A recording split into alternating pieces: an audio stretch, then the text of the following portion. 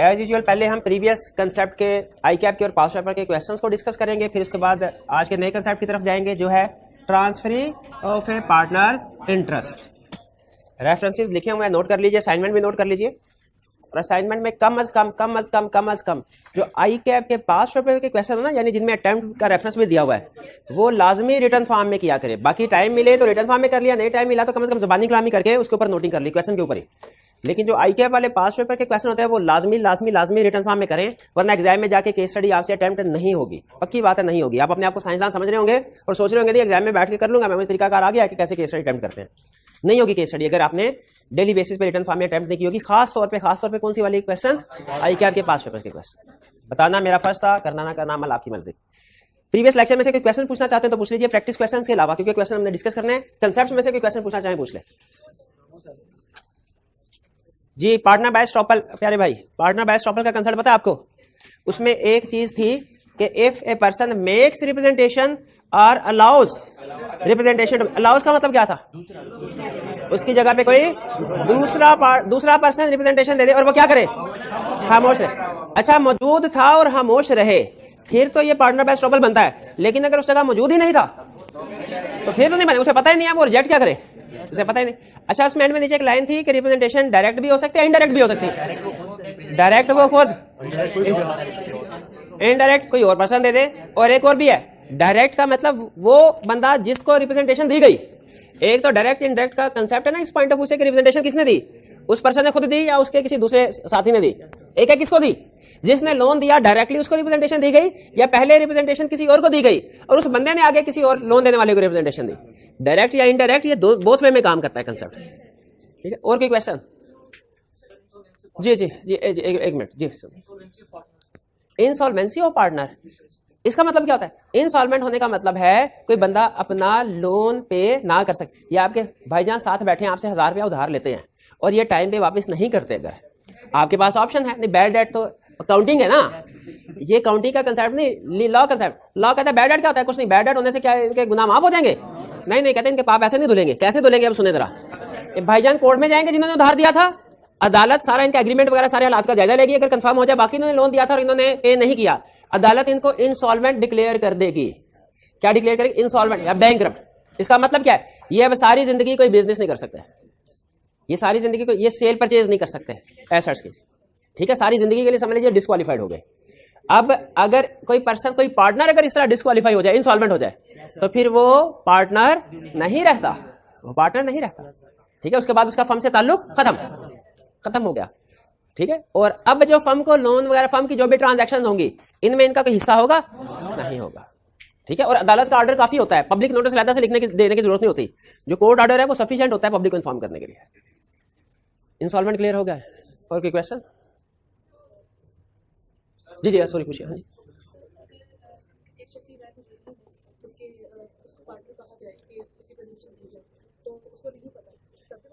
एक शख्स की गैर मौजूदगी में ये रिप्रेजेंटेशन दी गई कि वो पार्टनर है। अब उस बंदे को नहीं पता, मिस्टर ए उस जगह पे मौजूद ही नहीं, और किसी और बंदे ने कहा मिस्टर ए इस फर्म में पार्टनर है। अब मिस्टर ए कुछ भी नहीं कहता क्योंकि उसे पता ही नहीं है, उस जगह पे मौजूद ही नहीं है। क्या mister A partner by estoppel है? नहीं है, उसे पता ही नहीं। बिल्कुल, वो ना तो उसने रिप्रेजेंटेशन दी और ना ही उसने इजाजत दी इस चीज की। अब जाहिर है वो किसी का मुंह थोड़ी बंद कर सकता है। वो अगर उसकी गैर मौजूद, अगर उसकी मौजूदगी में ये रिप्रेजेंटेशन दी जाती और वो चुप रहे, फिर पार्टनर बाय स्टॉपल है। अगर उसकी मौजूदगी में तो उसे उसका फर्ज है कि कह दे नहीं भाईजान ये झूठ बोल रहा है। ठीक है, झूठ। और जी क्या चाहिए?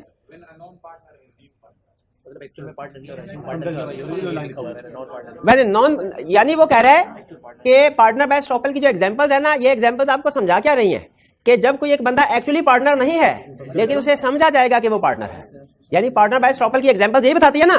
पार्टनर बाय स्टॉपल की 2 एग्जांपल्स हैं, वो क्या बताती है? कि बंदा असल में पार्टनर नहीं है लेकिन उसे क्या समझा जाएगा? पार्टनर है। वो 2 एग्जांपल कौन सी हैं? एक माइनर और दूसरी example retired partner. Minor retired partner, minor retired partner, minor retired, ये एग्जांपल। और एक्सेप्शंस क्या है? डेथ और इंसॉल्वेंस, डेथ और इंसॉल्वेंसी, ये है एक्सेप्शंस। एग्जांपल्स क्या है? माइनर रिटायरमेंट, हाँ जी बिल्कुल, माइनर रिटायरमेंट, डेथ, इंसॉल्वेंसी, ये जेहन में रखिएगा। एग्जांपल्स क्या हैं? माइनर और रिटायरमेंट। एक्सेप्शंस क्या है? डेथ और इंसॉल्वेंसी। ठीक, और कोई क्वेश्चन जी?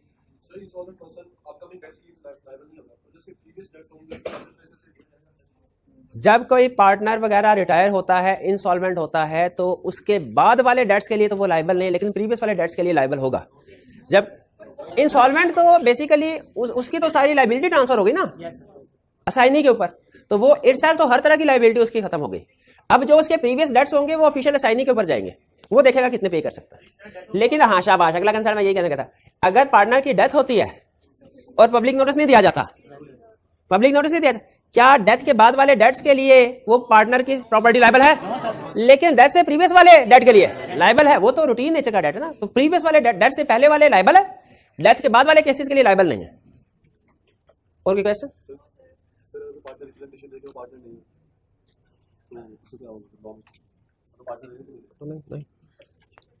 अगर कोई पार्टनर ये कह दे मैं पार्टनर नहीं हूं, नहीं रहेगा, खत्म, फारग। उसने एक तरह से नोटिस दे दिया ना, इन्होंने पार्टनर बाय एस्ट्रोपल का कंसेप्ट रिवर्स कर दिया। ठीक है, तो अगर कोई पार्टनर ये कह दे मैं पार्टनर नहीं हूं, कोई नॉन पार्टनर कह दे मैं पार्टनर हूं, तो हम उसे लायबिलिटी के हिसाब से पार्टनर बना लेते हैं ना। तो अगर कोई पार्टनर कह दे मैं पार्टनर नहीं हूं, नॉन पार्टनर कह दे मैं पार्टनर हूं, अगर एक बंदा पार्टनर नहीं है कह दे मैं पार्टनर हूं, तो वो फर्म के डेट्स के लिए लायबल हो गया जो इस रिप्रेजेंटेशन की बेस पे दिए गए होंगे। और अगर कोई पार्टनर कहते हैं मैं पार्टनर नहीं हूं, तो पार्टनरशिप खत्म, ये पब्लिक नोटिस समझा जाएगा उसका नोटिस, ये रेगुलर केस मानेगा, एक्सेप्शन करिए। चलिए आइए क्वेश्चन की तरफ। Explain the concept of holding out as described in partnership act 1932। अच्छा बताइए, इसमें स्टार्ट कहां से होगा? When a person makes representation या when a firm makes representation?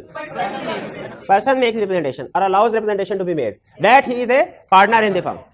तो वो क्या होगा, क्या उसे इसका उसे फायदा होगा कि नुकसान होगा? नुकसान, क्योंकि प्रॉफिट तो उसे कोई नहीं मिलना, लेकिन इस रिप्रेजेंटेशन की बेस पे अगर कोई डेट दे दिया गया तो वो उसके लिए लायबल होगा। कोई problem? Paras represents to Rizwan, ये पारस उधर भी नहीं आता था एजेंट वाले चैप्टर में। पारस represents to Rizwan that he is a partner in the firm of Arsalan, Numan and Ali, while actually he is not a partner। असल में पार्टनर नहीं है, उसने रिप्रेजेंटेशन दी मैं पार्टनर हूं, पार्टनर बाय, यहीं पे पार्टनर बाय एस्ट्रोपल कह रहा, on the faith of this representation, इस रिप्रेजेंटेशन की बेस पे Rizwan gives credit to the firm. Credit का मतलब क्या है? लोन दिया, डेट दिया, उधार माल सप्लाई किया। The firm become insolvent subsequently, बाद में फर्म इंसॉल्वेंट हो गई। Explain whether Paras would be liable to pay the outstanding amount. Liable होगा, क्यों? पार्टनर बाय एस्ट्रोपल है। अच्छा, अगर पारस ने रिप्रेजेंटेशन दी रिजवान को, रिजवान ने आगे रिप्रेजेंटेशन दी होती कामरान को, और कामरान ने लोन दिया होता, फिर भी लायबल। लेकिन पारस कहता कामरान को, भाई मैं तो आपकी शक्ल पहली दफा देखी है मैंने। हाँ, रिप्रेजेंटेशन में भी डायरेक्टली और इनडायरेक्टली दोनों हो सकते हैं। Tom, Anthony and Brad are partners in the firm. Leonardo, who is generally seen in the firm of Tom, Anthony and Brad, tells Kevin that he is also a partner in the firm. अजीब-ओ-गरीब से नाम। Leonardo था, Leonardo ने किसको representation दी? Kevin को। Kevin Richard who ओवरहियर्स का मतलब क्या होता है? अचानक चलते फिरते सुन लेता है। रिचर्ड ने चलते फिरते सुन लिया लिनार्डो और केविन की टॉक को, और उसने सोचा कि Leonardo to be a partner of the firm gives credit to the firm. अब रिचर्ड तो चल फिर रहा था, लिनार्डो ने रिचर्ड को तो नहीं रिप्रेजेंटेशन दी। क्या ये पार्टनर बाय एस्ट्रोपल का कंसर्न बनता है? कैसे बनता है? नहीं बनता ना। क्यों नहीं बनता? शाबाश, एक मिनट हरे, क्योंकि डायरेक्ट स्टेटमेंट नहीं दी, लेकिन उसकी डेफिनेशन में लिखा था रिप्रेजेंटेशन डायरेक्ट भी हो सकती है। जरा देखें इनडायरेक्ट लिखा कि नहीं लिखा। शाबाश, देखे कंसर्ट में देखे डायरेक्ट इनडायरेक्ट लिखा कि नहीं लिखा। अगर नहीं लिखा हुआ तो मेरी गलती, अगर लिखा हुआ तो आपकी गलती। इनडायरेक्ट उसको अंडरलाइन करें, शाबाश अंडरलाइन करें। अब ओवरलाइन भी कर लें, अब हाईलाइट भी कर लें, कोमा में भी लिख लें, ब्रैकेट में भी लिख लें। इनडायरेक्ट का मतलब यही है।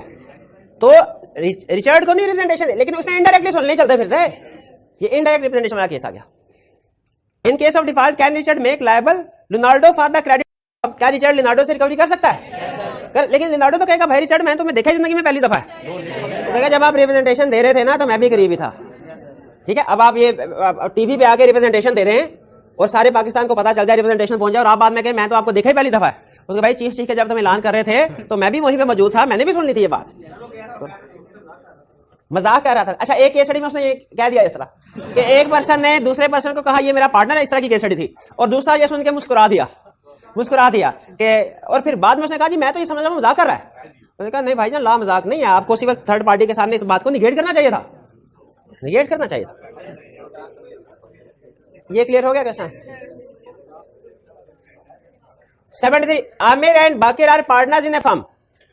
Zahid informed Yasir that he is also a partner in the firm of Amir and Bakir. Yasir conveys this information to his friend Kamran.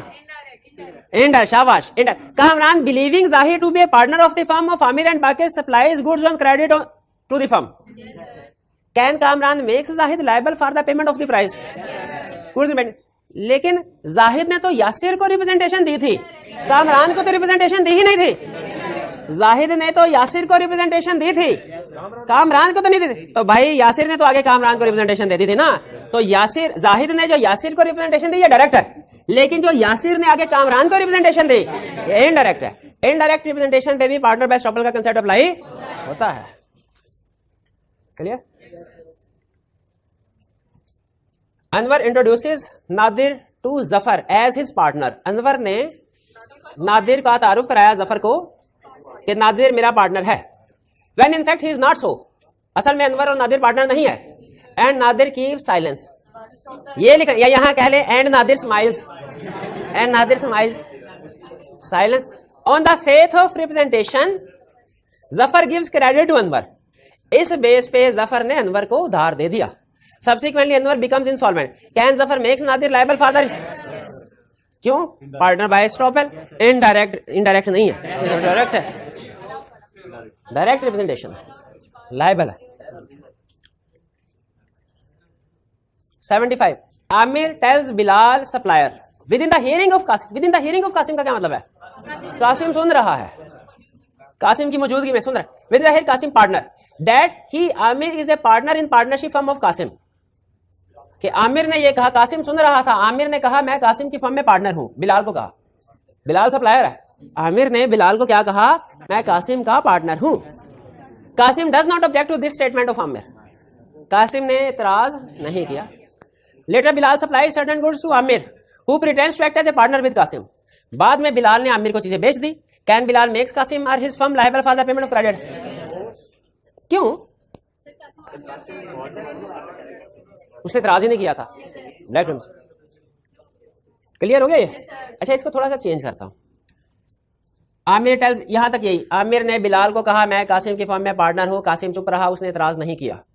Bilal supply certain goods to Aamir की बजाय लिखा हो अगर सर्टेन गुड्स टू कासिम और firm insolvent हो जाए, क्या कासिम को जो चीजें सप्लाई की है आमिर से रिकवरी हो सकती है?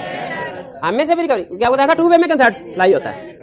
अगर कोई पार्टनर बाय स्टॉपल है तो उसको चीजें सप्लाई की गई, फर्म लायबल है, और इस रिप्रेजेंटेशन की बेस पे फर्म को चीजें सप्लाई की गई तो वो पार्टनर बाय स्टॉपल लायबल है। लेकिन यहाँ पे आई कैप नॉर्मली वो जो पार्टनर बाय स्टॉपल होता है ना उसको चीजें सप्लाई करवाता है और कहता है फर्म के बारे में बताओ लायबल है कि नहीं। क्लियर है?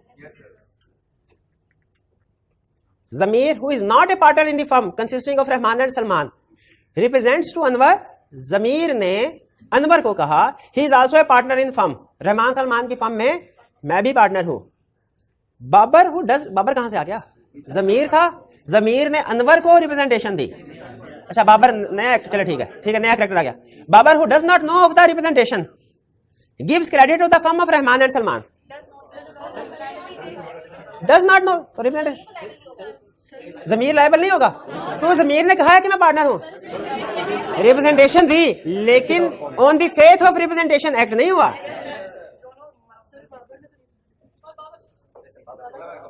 हाँ, बाबर ने तो नहीं सुना, हाँ जमीर ने तो अनवर को। तो इसका मतलब है रिप्रेजेंटेशन होना भी, उस रिप्रेजेंटेशन की बेस पे एक्ट करना भी जरूरी है। पता नहीं कौन सा एक चैप्टर था, मिस रिप्रेजेंटेशन और फ्रॉड, जिसमें कोई गलत स्टेटमेंट होती थी और उसकी बेस पे एक्ट नहीं किया जाता था, तो क्या फ्रॉड या मिस रिप्रेजेंटेशन का केस बनता था? क्या कॉन्ट्रैक्ट एक्सटेंड किया जा सकता था? नहीं किया जा सकता था। वो जिस बंदे ने पागल घोड़े के साथ डॉक्टर का जाली सर्टिफिकेट लगाया कि घोड़ा ठीक है, लेकिन उस बंदे ने सर्टिफिकेट की तरफ नजर ही नहीं डाली, यहां तक फ्रॉड है। लेकिन अगर उस बंदे ने सर्टिफिकेट नजर ही नहीं डाली और घोड़ा खरीद लिया, अब ये घोड़ा वापस हो सकता है? नहीं हो सकता। क्यों? उसने एक्टेड अपॉन इट वाला केस है। शाबाश।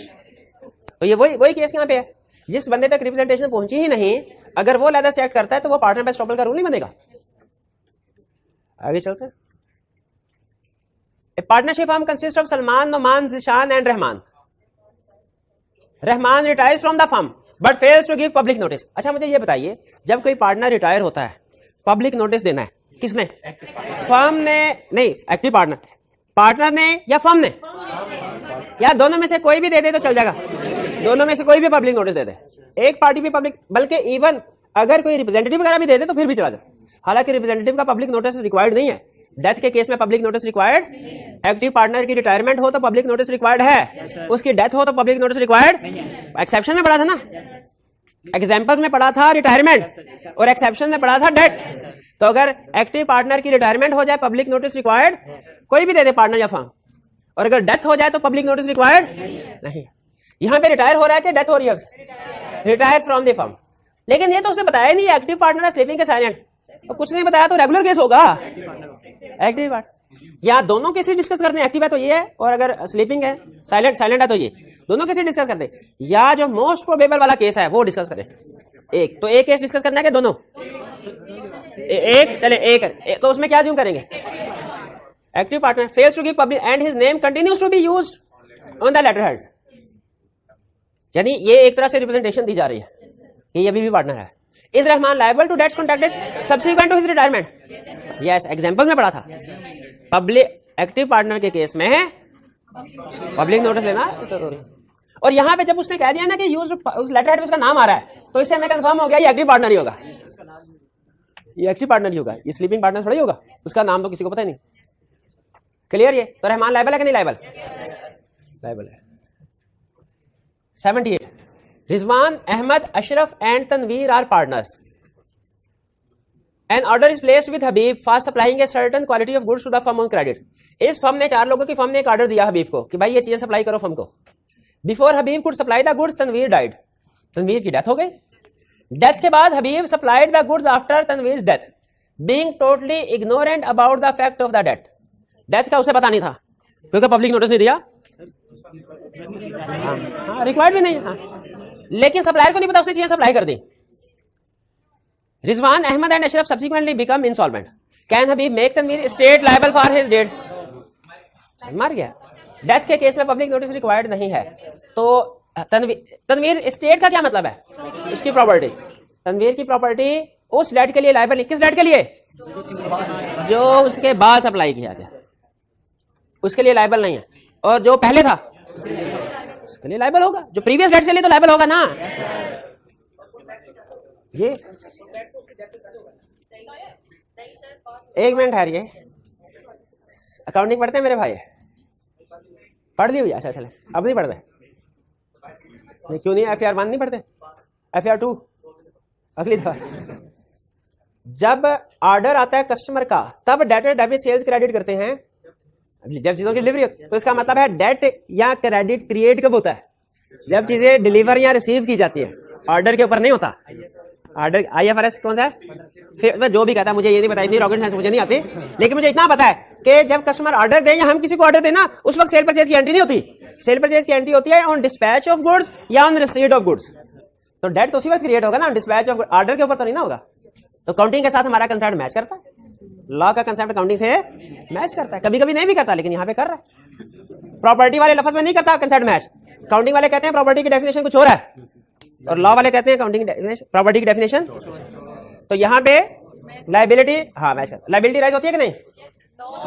नहीं, लायबिलिटी राइज होती है।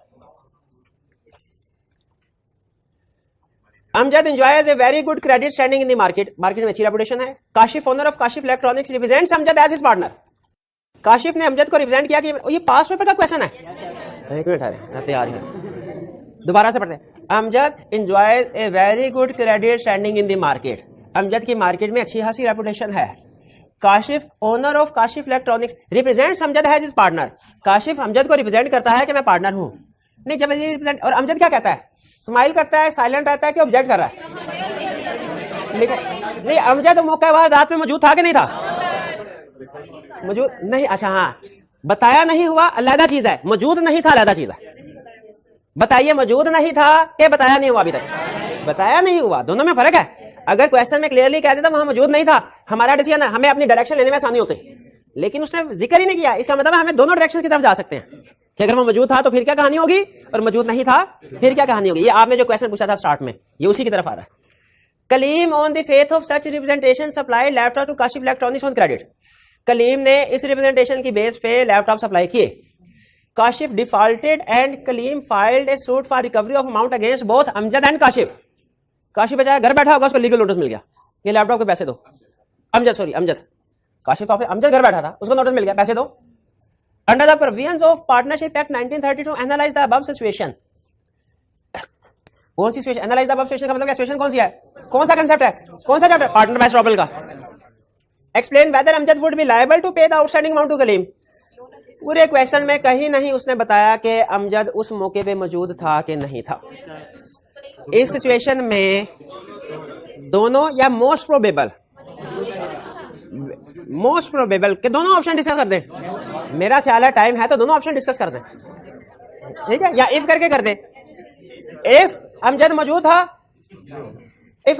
तो लायबल है, और इफ नॉट मौजूद तो लायबल नहीं, नॉट लायबल। क्लियर हो गया ना ये कंसेप्ट? क्योंकि उसकी प्रेजेंस में अगर दी गई है फिर तो वो लायबल होगा, लेकिन उसकी प्रेजेंस में नहीं है, वो दिल्ली बैठा है और ये इधर लाहौर में उसको स्टेटमेंट दे रहा है, वो बेचारा थोड़ी लायबल है। और जब वापस आएगा उसे पकड़ देंगे, कहेगा भाई मुझे पता ही नहीं इसका। क्लियर? ये लास्ट एक और भी है, हाँ वो अच्छा लगा, अभी कर लेते हैं, नो प्रॉब्लम। जी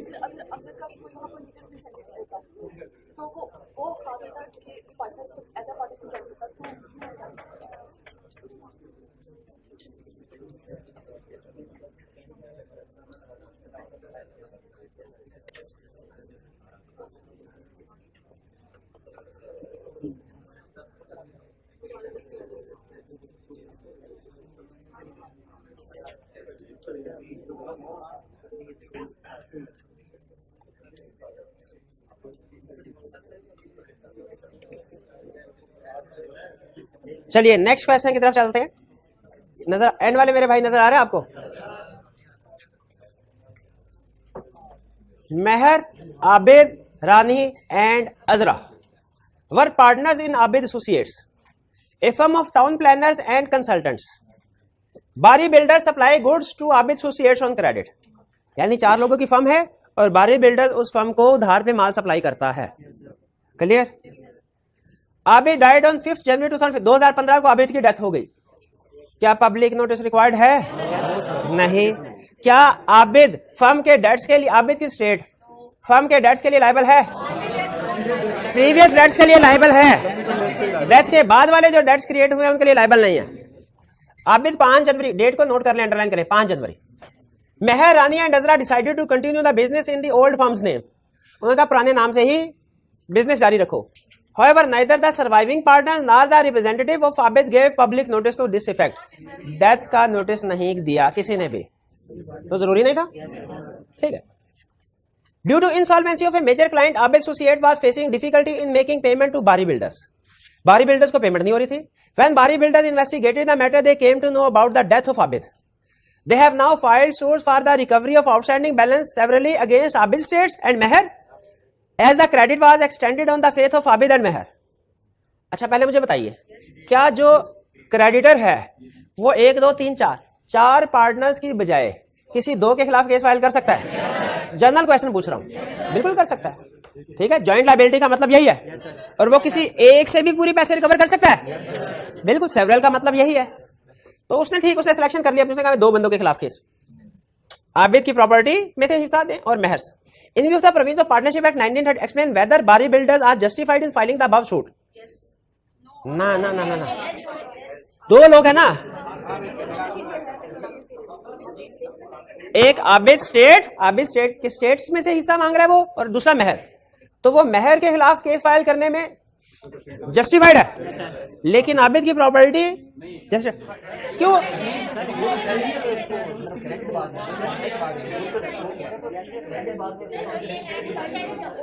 एक मिनट जी मेरे भाई, आप बताइए, आप अकलमंद आदमी लग रहे हैं, बताएं इसमें क्या मसला है? क्या 5 जनवरी तक जितने भी डेट देखें, पहले मेहर के खिलाफ तो हर डेट रिकवर हो सकता है, एग्रेड। दूसरा आबिद की प्रॉपर्टी, उस पे 5 जनवरी तक जो पहले वाले डेट्स है वो रिकवर हो सकता है, 5 जनवरी के बाद वाले नहीं हो सकते। तो मैं भी यही कह रहा हूं, नहीं मैं ये नहीं कह रहा। गुड्स डिलीवर उसके मरने से पहले नहीं, कौन सी गुड्स, वो तो रूटीन में गुड्स सप्लाई कर रहा है ना। तो अगर जो गुड्स डेथ से पहले सप्लाई हो गई है, आबिद की प्रॉपर्टी उनके लिए लायबल है, तो आबिद की प्रॉपर्टी में से रिकवर होंगे जो पहले हो गए डेथ से पहले। और अगर कोई डेथ के बाद हुआ है तो लायबल है, उसने कोई डेट बताई नहीं सप्लाई की, तो हम यही कहेंगे अगर पहले है तो ये, अगर बाद है तो ये, ठीक है ना। जी जी,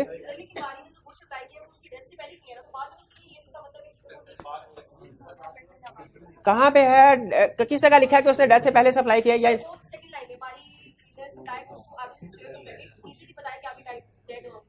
अच्छा अच्छा आप बारी बिल्डर सप्लाई, हाँ ठीक है, मुझे प्रॉब्लम समझ आ गई। आप इस लाइन का मतलब ये समझ रहे हैं कि कुछ एक ही ट्रांजैक्शन है जो बारी बिल्डर्स ने डेथ से पहले सप्लाई की। मैं इस लाइन का मतलब ये समझ रहा हूं कि रूटीन में बारी बिल्डर्स गुड्स को सप्लाई करता रहता है, हाँ प्रेजेंट टेंस है। अगर ये पास्ट होता ना बारी बिल्डर सप्लाइड गुड्स, तो फिर मैं इसको सिंगल ट्रांजैक्शन समझ, लेकिन आपके पॉइंट ऑफ व्यू से भी अगर देखें तो प्रीवियस वाला डेट है तो इसके लिए स्टेट लायबल है।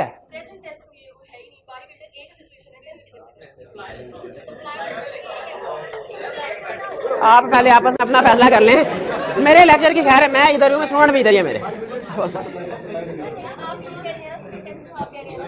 नहीं मैं आपकी बात को ना कर ही नहीं, मैं ये कह रहा हूं इसमें दो, हाँ जी इसमें दो मीनिंग आ रहे हैं ना। आपका पॉइंट नहीं बिल्कुल ठीक है, आर्गुमेंट बिल्कुल नहीं है।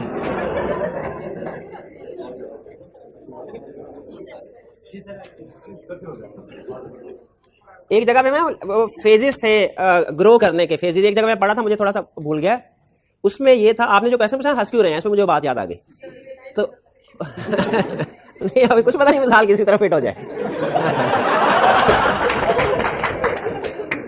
तो उसमें ग्रोथ के डेवलपमेंट के वो बता रहा था फेजेस, और लीडरशिप की कैरेक्टरिस्टिक्स वगैरह थी कि जब आप कोई आइडिया देते हैं ना लोगों के सामने, तो पहले लोग हंसते हैं, फिर उसके बाद उसको अपोज करते हैं, फिर फॉलो करते हैं, और फिर आपकी एग्जांपल्स देते हैं। तो कोई बात नहीं, आप सही रास्ते पे चल पड़िए।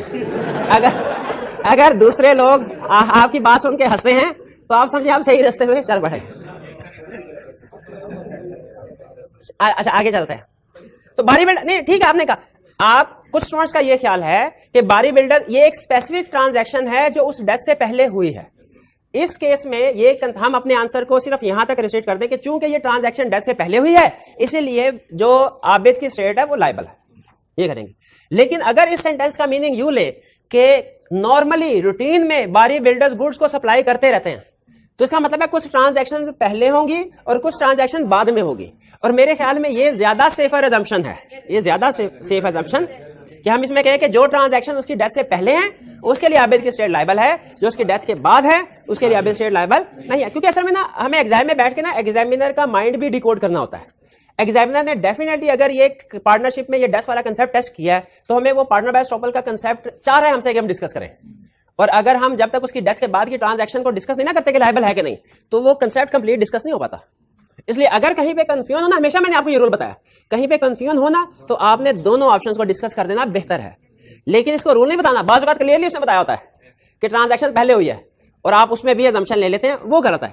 जब नहीं है तब दोनों रास्ते बताएं। जब क्वेश्चन में इंफॉर्मेशन गिवन है स्पेसिफिकली, तो जो इंफॉर्मेशन गिवन है वही डिस्कस करते हैं। गिवन इंफॉर्मेशन की अजम्पशन नहीं लिया करते। काउंटिंग में भी ये सिखाते हैं ना कि अगर नहीं बताया स्ट्रेट लाइन के रिड्यूसिंग बैलेंस तो अजम्पशन लो, स्ट्रेट लाइन किया जो भी, लेकिन अगर बताया रिड्यूसिंग बैलेंस फिर अजम्पशन नहीं ले सकते, फिर स्ट्रेट लाइन करेंगे तो वो गलत हो जाएगा। ठीक है, व्यू फॉर क्या जैसे and seed in recovering option under the bouncer, तो ये डिस्कस कर लिया हमने, क्लियर, कोई इसमें प्रॉब्लम? चलिए वैसे खत्म।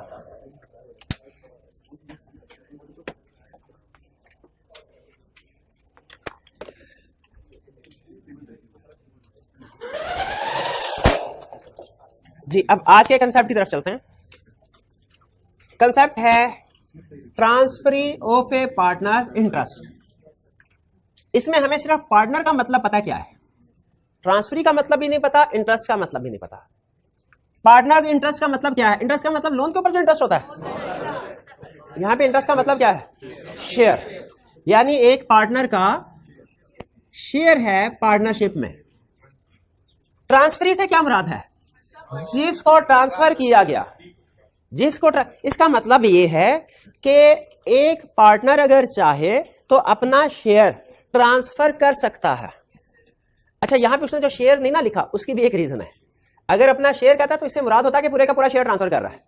इंटरेस्ट का मतलब है वो शेयर कंप्लीट भी हो सकता है और वो थोड़ा भी हो सकता है, लेकिन हमारी जितनी भी एग्जांपल आएंगे उनमें कंप्लीट शेयर ही ट्रांसफर हो रहा होगा, ठीक है। लेकिन डेफिनेशन में उसने चूंकि लिखा है कि जो ट्रांसफर है ना, ये फुल भी हो सकता है, होली भी और पार्शली भी हो सकता है, इसलिए बता रहा हूं। वरना हमारी केस स्टडी जितनी भी होंगी, क्वेश्चन जितने भी होंगे, उनमें ये पूरे का पूरा ट्रांसफर।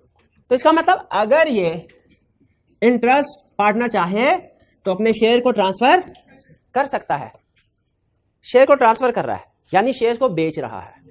पहला सवाल, वो बेच क्यों सक रहा है? शायद उसको पैसों की जरूरत होगी। जैसे हमारा सोल प्रोवाइडरशिप का बिजनेस होता है, पैसों की जरूरत हो, बिजनेस सही ना चल रहा हो, कोई और काम करना हो, हम उसको बेच देते हैं। तो पार्टनरशिप भी शायद सही ना चल रही हो, ऐसे कोई बेहतर अपॉर्चुनिटी हो, या दुबई में निकलना चाहता हो किसी दूसरे में, या कुछ काम करना चाहता हो, और तो ये अपना शेयर बेच सकता है। ये इसे हो सकता है पैसों की जरूरत पड़ी और जब लोन लेना चाहता हो और बैंक ने कहा हो कि मैं लोन तब दूंगा जब तुम अपनी कोई प्रॉपर्टी, अपना एसेट मेरे हवाले करोगे। जैसे कि मेरे पास और तो कोई एसेट नहीं है, पार्टनरशिप में मैं हिस्सेदार हूं, और इसमें चूंकि पार्टनरशिप में हिस्सेदार को सारी प्रॉपर्टी में मेरा भी हिस्सा है, जो बिल्डिंग है उसमें भी हिस्सा है, मशीनरी में भी हिस्सा है, तो चलो ये एसेट अपने पास गिरवी रख के मुझे लोन दे दो। तो इस सूरत में जब थर्ड पार्टी को इंटरेस्ट ट्रांसफर किया जाएगा, सेल किया जाएगा, इसे कहा जाएगा ट्रांसफरी। प्रैक्टिकली जब किसी पार्टनर को जरूरत पड़ती है ना अपना इंटरेस्ट बेचने की, पैसों की जरूरत पड़ती है, तो वो पहले एग्जिस्टिंग पार्टनर के पास जाता है, उनको ऑप्शन देता है कि आप मेरा शेयर खरीदना चाहो तो खरीद लो। और ज्यादातर इनकी कोशिश ये होती है अगर किसी पार्टनर के पास पैसे हो ना तो वो शेयर को खरीद लेता है। लेकिन फर्ज कीजिए दूसरे पार्टनर के पास भी पैसे नहीं है, तो अब मजबूरन इस पार्टनर को आउटसाइड पार्टीज के पास जाना पड़ेगा, जो कोई बैंक भी हो सकता है, कोई इसका दोस्त भी हो सकता है, कुछ कोई भी हो सकता है, उसको अपना सारा। इसमें जो मेन कंसेप्ट है ना, जो आपको समझ आ गया तो इसकी सारी आगे चीजें समझ आ जाएगी। वो ये है कि अगर ए बी सी ये तीन पार्टनर है और बी को पैसों की जरूरत पड़ी, ए सी से पूछा, ए और सी ने कहा हमारे पास पैसे नहीं है, और बी ने आगे डी को अपना शेयर सेल कर दिया, तो जो सबसे अहम समझने वाली बात है वो ये कि डी के साथ जो एग्रीमेंट हुआ है वो बी का हुआ है, वो पूरी फर्म का नहीं हुआ। इनका जो आपस में पार्टनरशिप एग्रीमेंट है वो इंटैक्ट है। स्टिल बी पार्टनर है, डी पार्टनर नहीं है, क्योंकि ये एक नया एग्रीमेंट हुआ है, ये पार्टनरशिप एग्रीमेंट नहीं है। पार्टनरशिप एग्रीमेंट में कोई चेंज नहीं आया। इस फर्म के अभी भी तीन पार्टनर है, कौन कौन? ए बी और सी, और इस फर्म का डी के साथ कोई डायरेक्ट लेना देना नहीं है, कोई लेना देना नहीं है। इसके लिए टर्म्स यूज होती है सब पार्टनर की, डी के लिए, जो कि मिसलीडिंग है। सब पार्टनर लगता है जैसे पार्टनर की एक टाइप, एक पार्टनर है, सब पार्टनर ऐसे लगता है जैसे एक, हालांकि वो पार्टनर नहीं है।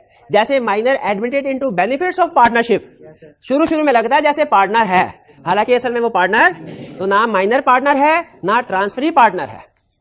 इनका आपस में सेल परचेज का जो भी एग्रीमेंट हुआ है वो बी और डी का हुआ है।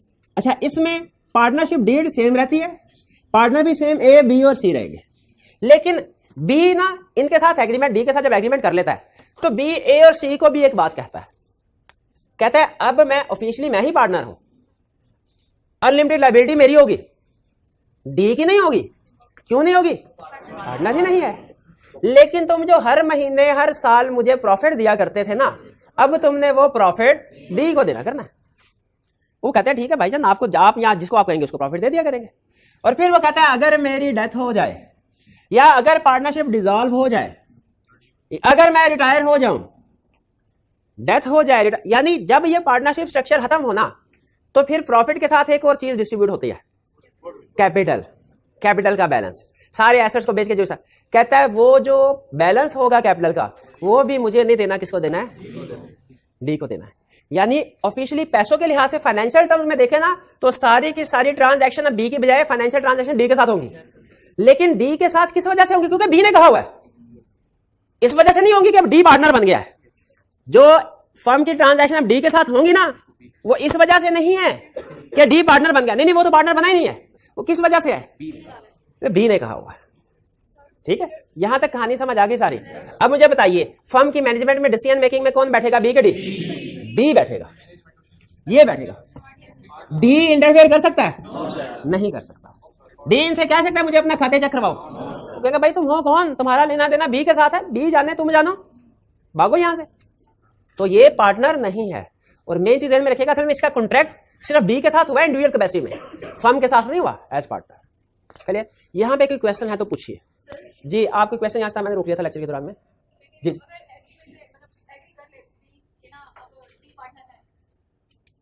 बी एग्री कर ले डी के साथ कि डी पार्टनर है।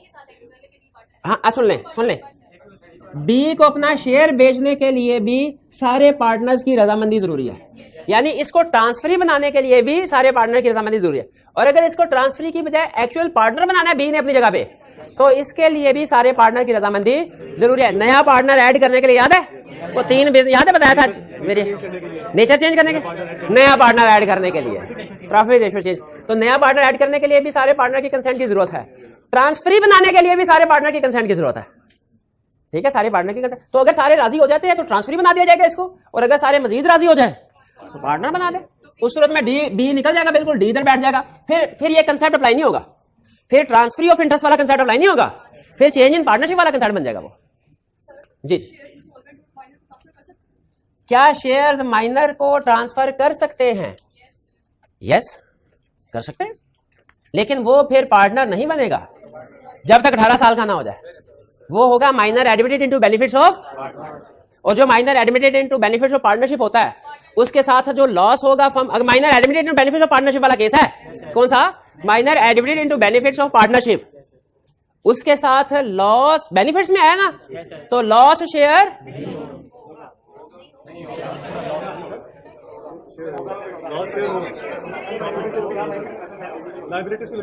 जो माइनर एडमिटेड टू बेनिफिट्स है, इसमें लफ्ज बेनिफिट का मतलब क्या है? क्या इसका बेनिफिट का मतलब यह है कि ना उसकी लायबिलिटी होगी ना लॉस होगा?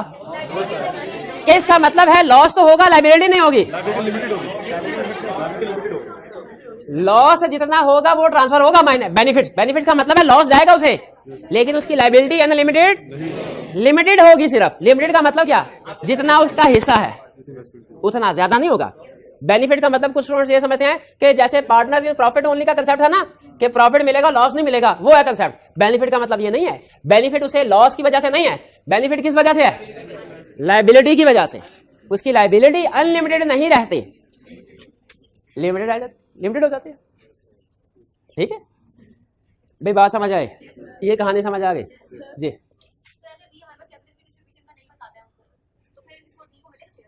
बी अगर डी के साथ ट्रांजैक्शन करता है और इन दोनों को नहीं बताता, फिर क्या होगा? ये हो ही नहीं सकता, ये हो ही नहीं, पहली बात ये हो ही नहीं सकता, इसलिए कि ट्रांसफरी बनाने के लिए ऑल पार्टनर की कंसेंट। अच्छा ट्रांसफरी बन गया, फर्म की रेजोल्यूशन हुई है, उसके बाद कैपिटल का हिस्सेदार बी, ए और सी इनको नहीं बता रहे। अच्छा नहीं मजे की बात इसमें डिस्कस हुई है, अभी मैं डिस्कस करता हूं। पहले डेफिनेशन, अब ये सारी चीजें हम डिस्कस कर चुके हैं, मैंने सिर्फ आपको पढ़ानी है ताकि आपको कॉन्फिडेंस मिल जाए कि हाँ हमने पढ़ लिया। वरना अभी अगर मैं कहूंगा ना पढ़ लिया घर जाके पढ़ा, आप कहेंगे नहीं लगता सर ने कोई चीज नहीं पढ़ाई, तो हो सकता है कि ना भी पढ़ाई हो। तो अभी चलते हैं, कवर हो जाएगा। ट्रांसफरी कौन है? कहता है ये एक ऐसा बंदा है जिसको क्या किया गया है?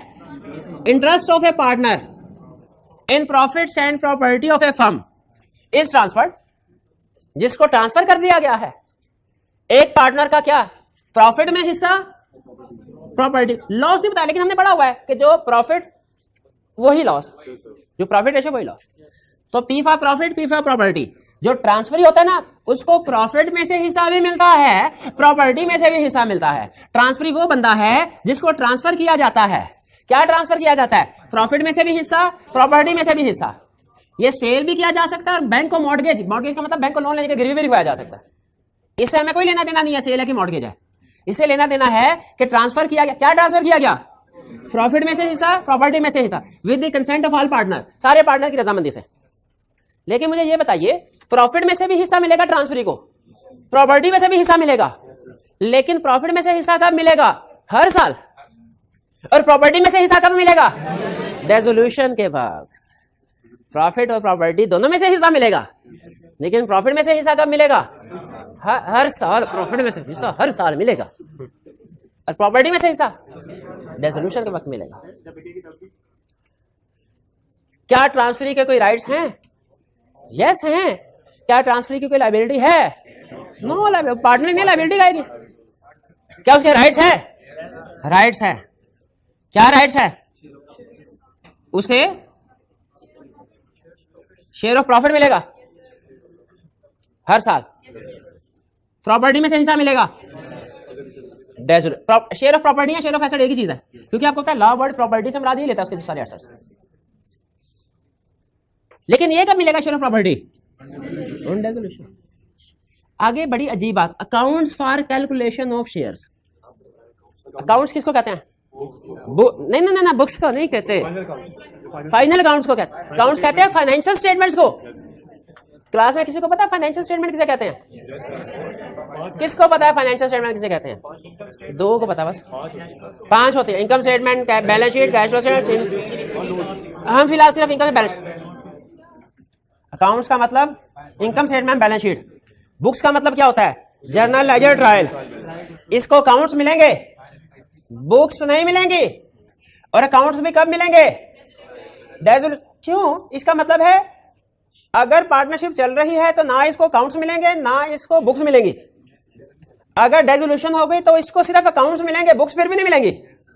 अकाउंट्स इसको डिसोल्यूशन के बाद क्यों मिलेंगे? भाई अपना चेक कर लो हिस्सा सही कैलकुलेट हुआ कि नहीं हुआ। टोटल कैपिटल इतना था, उसमें से 1/3 इतना इसका गया, इसका इतना हिस्सा गया, बाकी तुम्हारा बचा।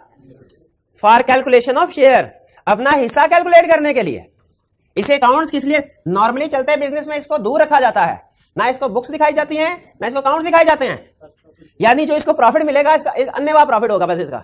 ये अगर कहना मुझे चेक तो करवाओ प्रॉफिट सही निकाला कि नहीं निकाला, वह भागो हम पार्टनर ने एग्री कर लिया, तुम कौन होते हो?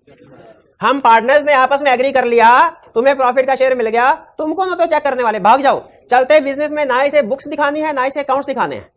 बी को दिखा दिया, सारा कुछ काफी है। डी से कहा जाएगा तुम्हें अपनी सैलरी करनी है ना, बी से कर लो। फर्म तुम्हें डायरेक्ट डील नहीं करेगी, ठीक है? बस प्रॉफिट पकड़ो और भागो।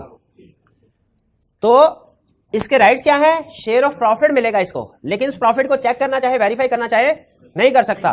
कोई पार्टनर करना चाहे कर सकता है। जो पार्टनर ने आपस में एग्री कर लिया वो प्रॉफिट फाइनल है। और अगर डिसॉल्व हो जाए पार्टनरशिप फर्म तो इसको प्रॉपर्टी में से भी हिस्सा मिलेगा, और साथ ही एक सफे के ऊपर अकाउंट बना के भी दे दिए जाएंगे ताकि चेक कर ले इसका हिस्सा सही कैलकुलेट हुआ कि। यानी शेयर ऑफ प्रॉपर्टी कंफर्म करने के लिए अकाउंट दिए जा रहे हैं, शेयर ऑफ प्रॉफिट कंफर्म करने के लिए अकाउंट। राइट, समझ आ गया? 3 प्रॉफिट का, प्रॉपर्टी का और अकाउंट्स का। और अकाउंट्स का इससे लिंक है शेयर से। रिस्ट्रिक्शन और डिसेबिलिटीज, रिस्ट्रिक्शन और डिसेबिलिटीज। रिस्ट्रिक्शन और डिसेबिलिटीज का मतलब है वो कौन से काम है जो पार्टनर कर सकता है, ये नहीं कर सकता। रिस्ट्रिक्शन और डिसेबिलिटीज का मतलब क्या है? वो कौन से काम जो एक पार्टनर, जो मिस्टर बी तो कर सकता है, डी नहीं कर सकता। रिस्ट्रिक्शन और डिसेबिलिटीज, ठीक है? अगर इसका स्टेटस भी एज पार्टनर होता ना तो हम ये कंसेप्ट ना पढ़ रहे होते, लेकिन इसका स्टेटस एज पार्टनर, ये एक तरह से आपको फर्क बता रहा है कि पार्टनर होने में और ट्रांसफरी होने में क्या फर्क है। पहला फर्क, transferee of interest can not, नहीं कर सकता। क्या नहीं कर सकता? बिजनेस को मैनेज नहीं कर सकता, बिजनेस में इंटरफेयर नहीं कर सकता, मशवरा नहीं दे सकता, इससे चीज खरीदो इसको बेचो। पार्टनर का राइट था, करना चाहे तो कर सकते हैं इंटरफेयर। ट्रांसफरी का राइट नहीं है, करना चाहे भी इंटरफेयर नहीं कर सकता। दूसरा, बुक्स को इंस्पेक्ट नहीं कर सकता, अकाउंट्स को भी इंस्पेक्ट नहीं कर सकता। अच्छा, घर जाके ना आपने ये नहीं मुझे पूछना, सर आपने तो लिखा था इंस्पेक्ट कर सकता है बुक्स, आपने तो लिखा था इंस्पेक्ट कर सकता है अकाउंट्स। नॉट, नहीं कर सकता, नहीं कर सकता, नहीं कर सकता। क्या नहीं कर सकता?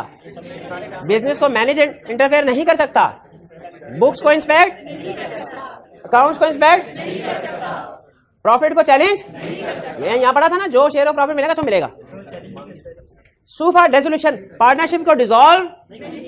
अच्छा बताइए, अगर ये mister D notice, public notice दे देता है कि ये पार्टनरशिप डिसॉल्व की जाती है, नहीं वो पार्टनर है ही नहीं। हाँ, बी अगर करना चाहे, क्योंकि बी पार्ट, तो जो नोटिस देने से फर्म डिसॉल्व हो जाती है, पढ़ा ना? वो नोटिस कौन दे तो फर्म डिसॉल्व होती है? पार्टनर। ट्रांसफरी के नोटिस से फर्म डिसॉल्व। ये can not sue for dissolution, can not challenge profits, can not inspect books accounts, can not manage interfere business. भाई क्लियर हो गया? ये था हमारा आज का कंसेप्ट। आपने होम असाइनमेंट नोट कर ली होगी। IQF वाले क्वेश्चंस लाजमी लाजमी लाजमी आपने रिटन फॉर्म में अटेम्प्ट करने हैं। रिटन फॉर्म में जो हाथ पूरे सेशन में नहीं चला, एग्जाम में भी नहीं चलेगा। अकाउंटिंग के क्वेश्चंस आप पूरे सेशन में करते रहते हैं, एग्जाम में भी हाथ चलता है। थियरी के सब्जेक्ट्स में हाथ पूरे सेशन में नहीं चलता, इसलिए पेपर में भी नहीं चलता। ठीक है, सिर्फ याद कर लेना, रटा लगा लेना काफी नहीं है, लिखना भी जरूरी है, प्रेजेंटेशन इंप्रूव होगी। आज का लेक्चर यहाँ पे खत्म करते हैं। अल्लाह हाफिज।